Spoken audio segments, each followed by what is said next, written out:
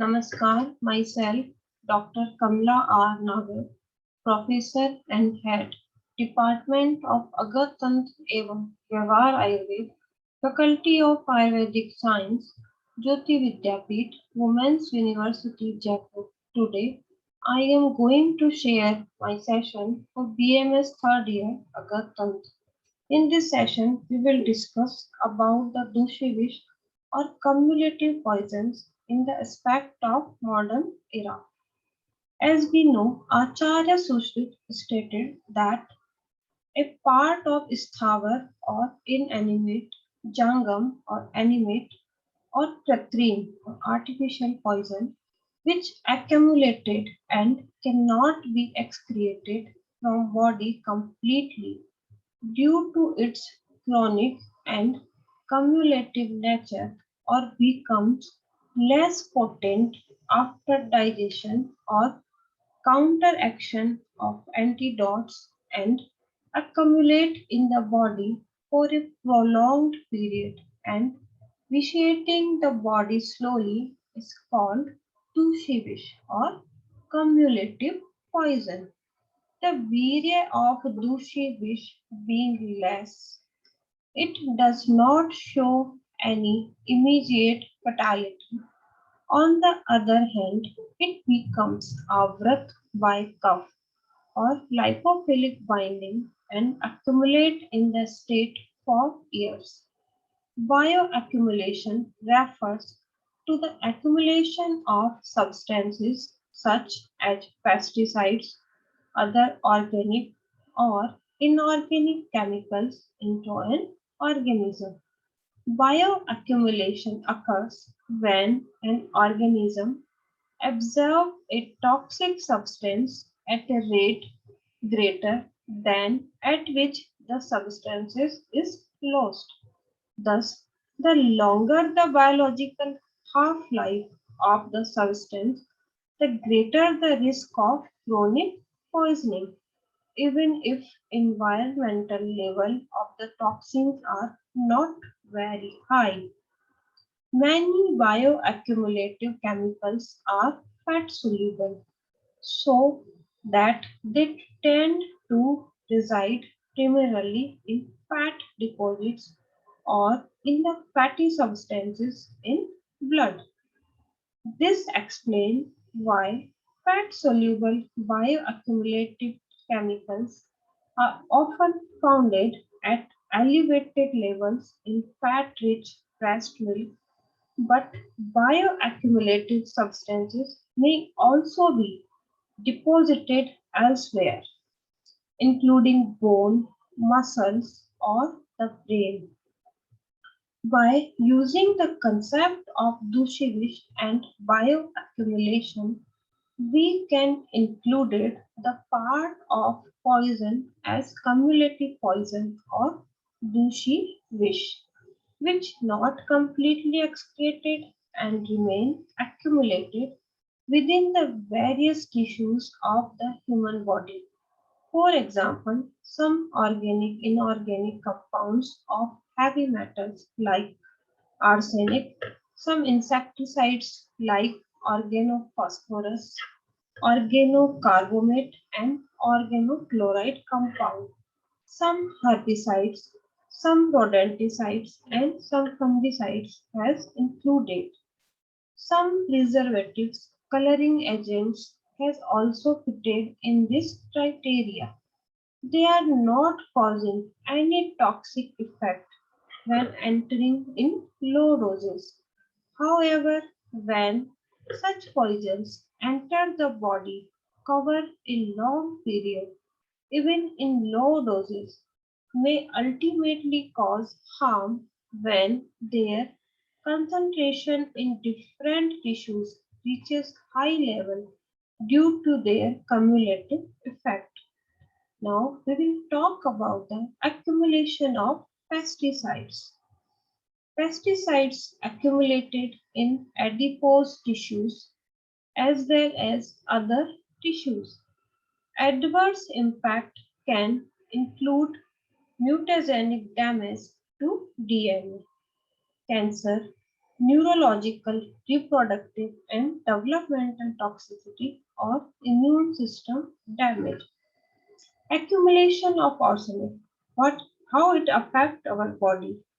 Arsenic compounds are well absorbed within 24 hours and redistributed to the liver, lungs, intestinal walls, and spleen, where they bind to the sulfahydryl groups of tissue proteins. Arsenic also replaces phosphorus in the bone, where it may remain for years. Hence, the effect of chronic poisoning can still be seen years after exposure has stopped because they are accumulated in the body for such a long years. Now we'll talk about the accumulation of mercury. The principal site of deposition are the kidneys and brain after exposure to inorganic mercury salts. Organic mercury compounds are readily absorbed by all roots.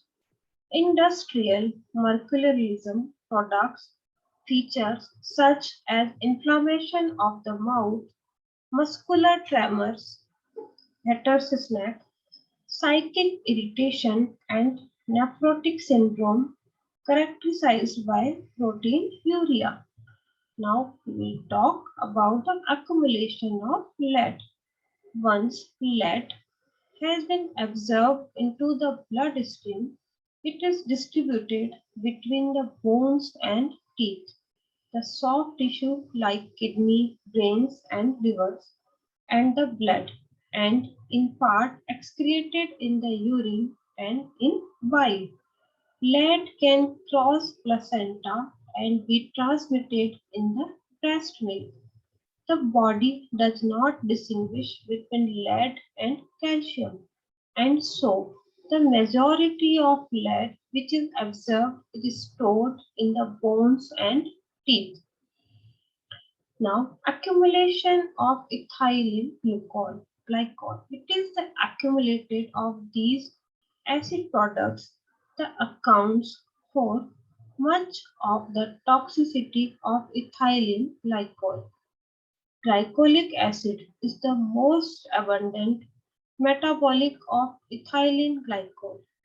Chelation of oxalic acid with calcium oil forms insoluble calcium oxalate, which may lead to hypercalcemia and nephrotoxicity and neurotoxicity. Now, accumulation of cadmium. Cadmium can accumulate in lung tissue, causing lung diseases such as cancer. Non-smokers ingest cadmium mainly through food such as mushrooms, shellfish, fish, and seaweed. Cadmium moves from the digestive system to the liver and then to the kidneys. The half-life of cadmium in the kidney and bone tissues is 30 years. Cadmium exposure can lead to infertility and damage to the central nervous system, immune system, and DNA. So these are the possible accumulation of different kinds of dushivish in the body. Now, how to manage the cumulative poison? In Ayurveda, cumulative effect of weak poison on human health describes under the heading of dushivish. These poisons not eliminated completely and remains as residue in tissues for years and produce toxic hazards. As the toxicogenesis of cumulative toxin is similar to dushivish, the concept of management of dushivish can be applied to treat the chronic hazards of cumulative toxins.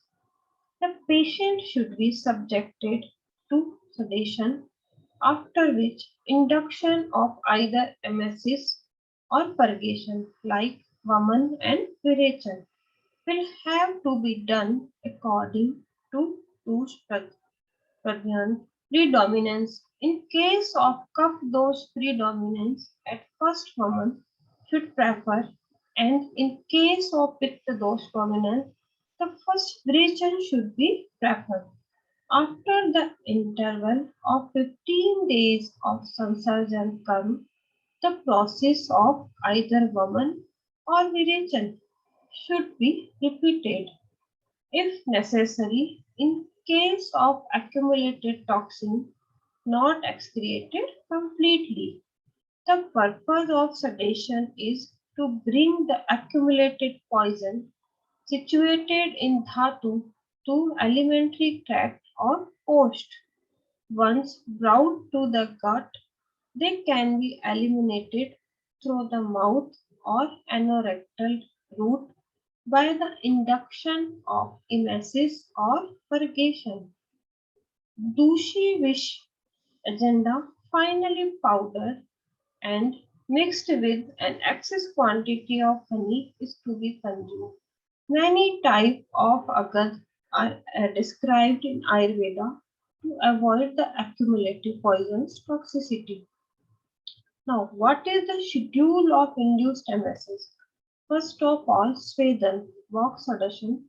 Just before the procedure of induced emesis, all over body below neck till the adequate sweating will be found. Next one is induced emesis or Vaman. At the day of induced emesis, on juice or essence of Legionnaria caesarea, bitter bottle gourd root 20 ml with goat milk 3 liters. It is given to the patient once in early morning. These are the route of administration and duration of procedure of drug aspect of Ayurveda. Now, the Sansarjan Karam should be followed. Green gram, mudak dal, water at afternoon or evening after adequate appetite in first day. Green gram khichdi at lunch and dinner after the adequate appetite in second day and the same as second day in third day. Schedule of induced purgation. The procedure should be first procedure should be followed is whether as per mentioned in the schedule of induced emesis for management of cumulative toxicity. The next is duration. At the day of induced purgation, milky juice of Euphoria narifolia or snowy sheep 60 ml dried in rock salt and mixed with Tirpala decoction 20 to 50 ml is given to the patient once in early morning. The Sansarjan curve should be follows green gram mugdal dal at afternoon and evening after adequate appetite in first day. Green gram khichdi at lunch and dinner after adequate appetite in second day, and same should be followed in third day. These all the management of cumulative toxins as per Ayurveda, as per modern, the detailed description of accumulative poison or Dushi wish concept has been described in this session. It is very scientifically designated in Ayurveda with comparison to modern, as we say that the Dushi wish is covered with Kapha Avratam Varsha Gananubandhi that remains in the body for 4 years, very long years. They never harm to the body until they connect with the trigger. When they add with the trigger, they show their effect or symptoms according to their poison. So Dushivish is the cumulative poison or slow poison. The management is very should be procedure is followed with discipline according to Ayurveda. It will be definitely successful in the present era. These are the techniques of detoxification of the body, which are affected by many carcinogens as we know in the present era, there is as we know in the present era, there are more hazards in food products or pesticide in the. So I think this session should be beneficial for you. Thank you.